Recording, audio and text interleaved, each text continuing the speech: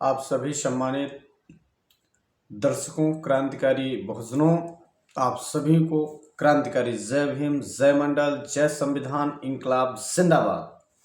आज आपको पुनः मैं YouTube channel one nation one education भाई अजय मोहन कुशवाहा के साथ जोड़ने के साथ साथ एक नए विचारों के साथ राजनीतिक 2024 लोकसभा चुनाव को लेकर के चर्चा करने जा रहा हूं। साथियों, एक बड़ी खबर निकल के आ रही है। जैसा कि हमने आप सबको अवगत कराया था, चाहे जो भी नेता हो, चाहे जिस समाज का नेता हो, कब कहाँ कैसे किस तरह से नेताओं की हम भूमिका हो सकती है किस पार्टी में। इसी क्रम में आज आप सबको हम अवगत कराने जा रहे हैं उत्तर प्रदेश में बहुजनों की आवाम की आवाज उठाने वाले कई वर्षों से जो कि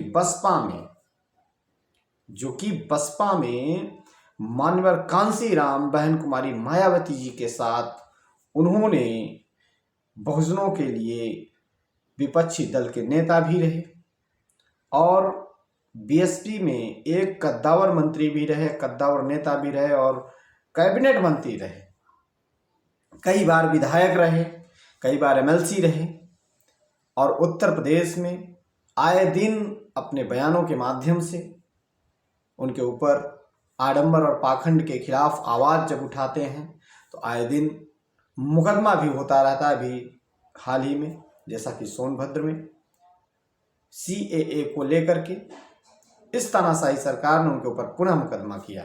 उनका नाम है माननीय स्वामी प्रसाद मौर्य जी। साथियों, आपको अवगत कराना चाहता हूं, अभी कुछ समय पहले माननीय स्वामी प्रसाद मौर्य जी सपा के राष्ट्रीय महासचिव पद से इस्तीफा दिया। इस बात के लिए दिया कि एक राष्ट्रीय अध्यक्ष कई राष्ट्रीय महासचिवों को बनाया है और एक राष्ट्रीय महासचिव बयान देता है तो उसका निजी हो जाता है और दूसरे राष्ट्रीय महासचिव का बयान पार्टी का बयान होता है। इस बात को लेकर के उन्होंने लिखित रूप से इस्तीफा दिया और उसके साथ साथ समाजवादी पार्टी ने माननीय स्वामी प्रसाद मौर्य जी को अपने पार्टी के माध्यम से एमएलसी भी बनाने का काम किया था और विधानसभा का चुनाव ये लड़े थे, हार गए थे और उसके बाद इनका सम्मान बराबर सपा समाजवादी में बना रहा।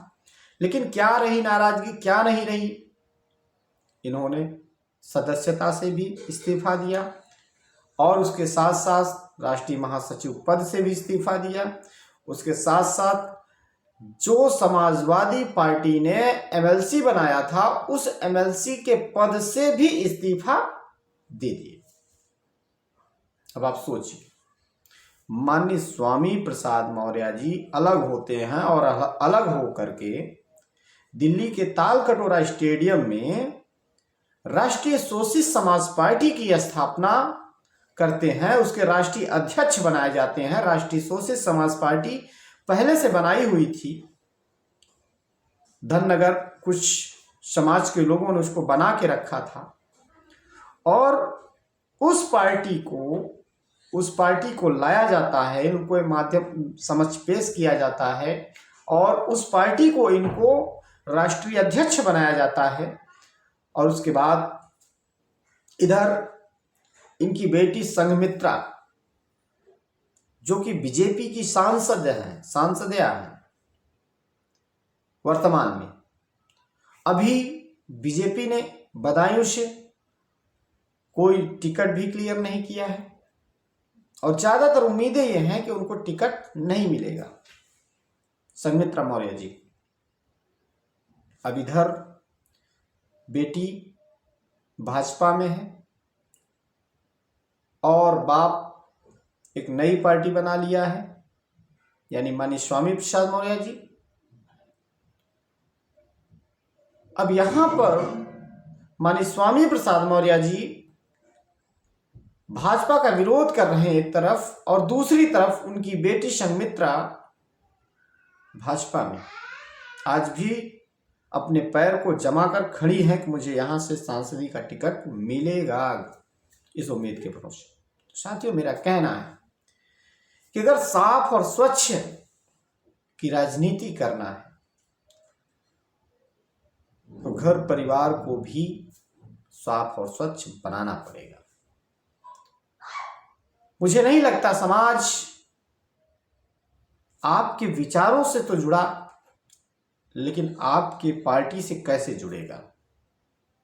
आज जरूरत है, अगर आप भाजपा के विरोधी हैं, भाजपा के विरोध में खड़े हो रहे हैं, यहां पर सबसे ज्यादा नुकसान आप लोगों को नहीं होगा, आप लोगों को किसी तरह नहीं होगा, लेकिन सबसे ज्यादा नुकसान अगर किसी को होगा तो SC ST OBC माइनॉरिटी अल्पसंख्यक समाज के उन शोषित पीड़ित वंचित कमेरावादी को लोगों को नुकसान होगा।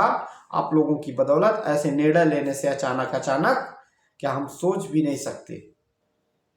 हम सब आप लोगों को काफी समय से हमारे परिवार के लोग, हमारे समाज के लोग, हमारे क्षेत्र के लोग सहयोग किए और आप बार बार पार्टी बदल रहे हैं,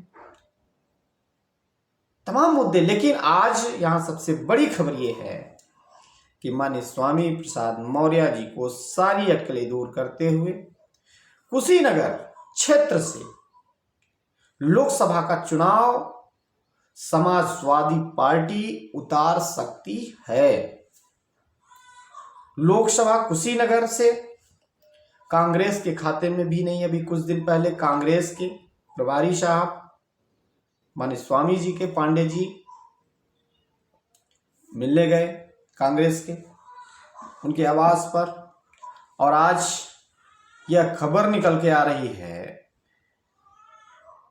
कि उत्तर प्रदेश के कुशीनगर लोकसभा सीट से माननीय स्वामी प्रसाद मौर्य जी को वहां से चुनाव लड़ाया जा सकता है। और उसके साथ साथ वहां एक बौद्ध धर्म का बहुत बड़ा कुशीनगर में